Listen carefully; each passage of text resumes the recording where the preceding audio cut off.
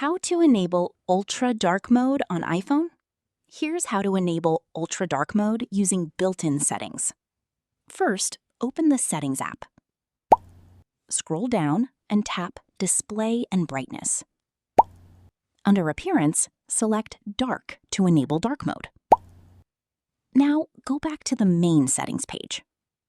Tap Accessibility. Next, tap Display and Text Size. Here, turn on Reduce Transparency. This replaces transparent backgrounds with darker, solid colors, making the interface appear deeper and easier to read. Now turn on Increase Contrast. This makes text, buttons, and menus stand out more while giving dark mode a richer look. If your iPhone has an OLED display, apps that use true black backgrounds can also help save battery while making the screen appear even darker. You can quickly switch between light mode and dark mode without opening settings. Simply open Control Center, press and hold the brightness slider, then tap dark mode to turn it on or off instantly.